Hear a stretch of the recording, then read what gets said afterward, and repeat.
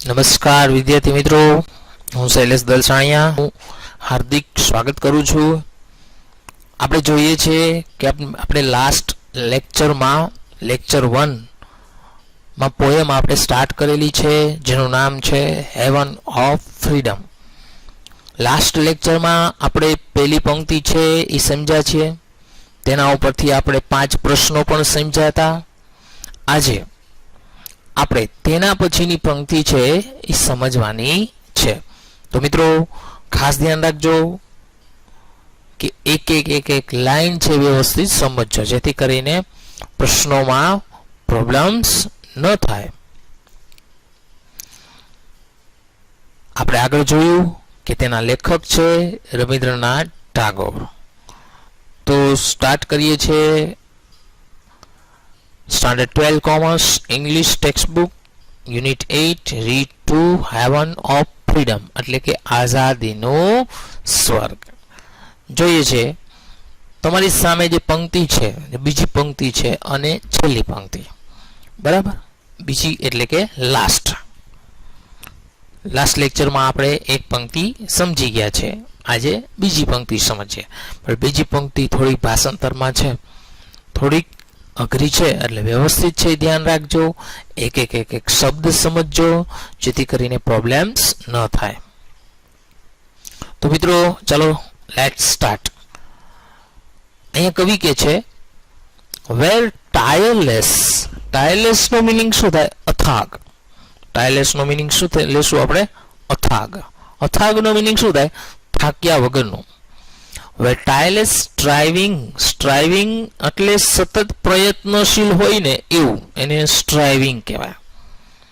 સતત કાર્યશીલ હોય એને શું કહેશું આપણે? સ્ટ્રાઇવિંગ. સ્ટ્રેચિસ કરવું એટલે લંબાવવું. It's arms towards perfection. Arms એટલે હાથ અને પરફેક્શન એટલે ચોકસાઈ. કે જ્યાં અથાગ મહેનતુ હાથ છે ચોક્કસ કાર્ય તરફ લંબાય છે. જ્યાં અથાગ મહેનતુ હાથ ચોક્કસ કાર્ય તરફ લંબાવાય છે. એનો અર્થ એ કે હંમેશા જો આઝાદ જે દેશ છે ત્યાંના લોકો છે કોઈ પરફેક્ટ કાર્ય કરી શકે. તમે જોજો, તમે કલ્પના જ કરો ને કે કોઈ ગુલામ દેશ છે અને એક આઝાદ દેશ છે, તો કોનો વિકાસ થાય, કોની પ્રોગ્રેસ થાય, કોનું ડેવલપમેન્ટ થાય? કોનું થશે? તો કે આઝાદ દેશનું થવાનું છે. ગુલામ હોય એ દેશનું ડેવલપમેન્ટ પ્રોગ્રેસ ન થાય. શા માટે? કારણ કે અહીંયાના લોકોને આગળ જ ન વધવા દે, ન એજ્યુકેશનમાં, ન કોઈ બિઝનેસમાં, કોઈ પણ સાયન્સમાં, ઇવન કોઈ પણ ક્ષેત્રમાં આગળ ન વધવા દે. પણ જ્યાં આઝાદ હોય ત્યાંના લોકો હંમેશા ચોક્કસ કાર્ય તરફ વળતા હોય. નેક્સ્ટ જોઈએ where the clear stream. આ એક બે લાઈન ખાસ ધ્યાન રાખજો. where the clear stream એટલે કે સ્વચ્છ ઝરણું of reason has not lost its way into dreary desert. dreary એટલે એકદમ મૃત, નિર્જીવ. desert એટલે રણ. sand એટલે રેતી. of dead habits.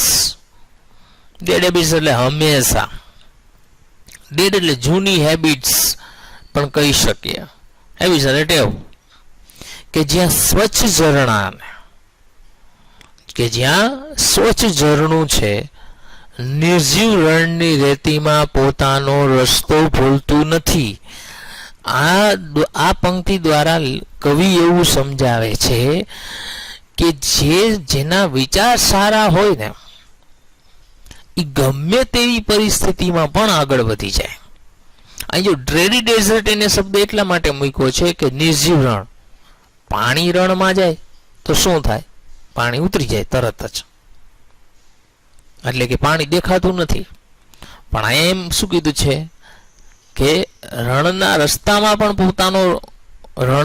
પોતાનો રસ્તો છે એ ભૂલતું નથી. એટલે કે હંમેશા સારા માણસો છે એ ગમે તેવી પરિસ્થિતિ આવે તો પણ એ પોતાના જ રસ્તા ઉપર ડગરે છે. ઘડીક એક સાઈડ ને ઘડીક બીજી સાઈડ, એવી રીતે નહીં. આગળ જોઈએ where the mind is led, led એટલે લીડ નું ભૂતકાળનું રૂપ છે લેડ, લેડ એટલે આગળ લઈ જવું, ફોરવર્ડ બાય ધી, ધી એટલે અહીંયા ભગવાન થાય, ફોરવર્ડ એટલે આગળ લઈ જવું થાય, લેડ ફોરવર્ડ થવું એટલે શું થાય, આગળ લઈ જવું, કે જ્યાં વિચારોને ભગવાન દ્વારા અથવા ઈશ્વર દ્વારા આગળ લઈ જવામાં આવે છે. ઈશ્વર આપણને આગળ કઈ રીતે લઈ જાય, તો કે પેલા સૌથી પહેલા આપણે કાર્યશીલ હોવા જોઈએ તો ઈશ્વર આપણને આગળ લઈ જાય. માણસો હંમેશા એક વસ્તુ યાદ રાખજો મિત્રો, માણસો હંમેશા ઉગતા સૂર્યને જ પૂજે, કે જે વ્યક્તિ પ્રગતિશીલ છે, જે વ્યક્તિ મહેનતુ છે, કાર્યશીલ છે, એવા લોકો સાથે જ ભગવાન હોય છે. મીન્સ કે ગીતામાં પણ કીધું છે કે કર્મ હોય એને કોઈ રોકી શકતું નથી. બરાબર, જ્યાં કર્મ છે, કર્મ એટલે સારું કામ, જ્યાં તમે કર્મ કરતા જાઓ તમને કોઈ રોકી ન શકે.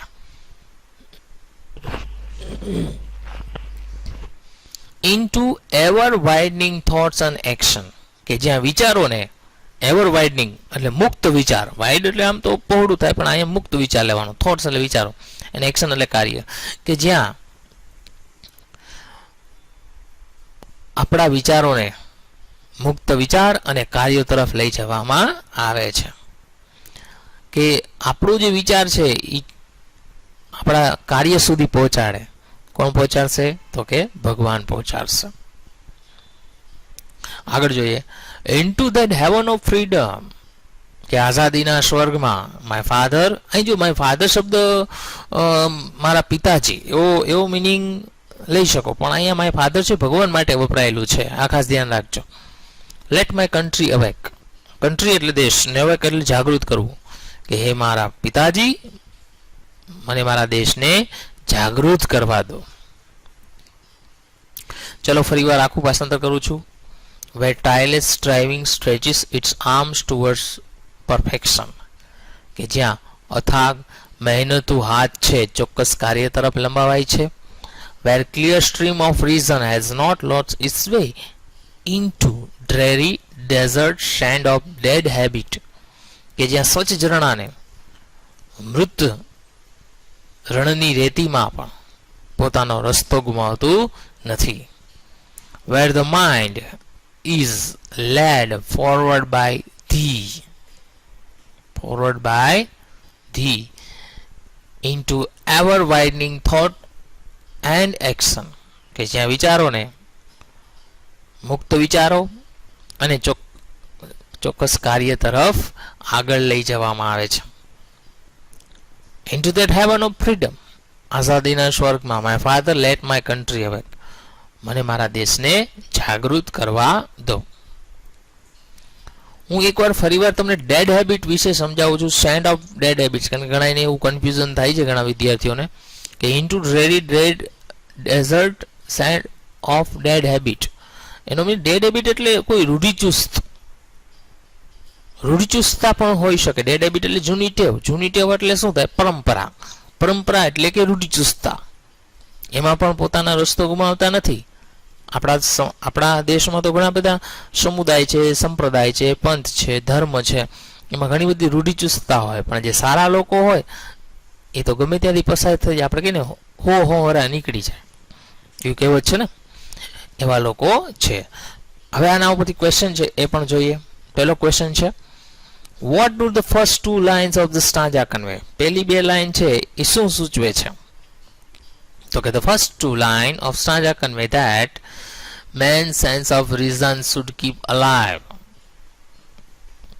કે માણસ છે એની ઇન્દ્રિયો જાગૃત રહેવી જોઈએ all the time, હંમેશા. it should not get lost blindly following tradition,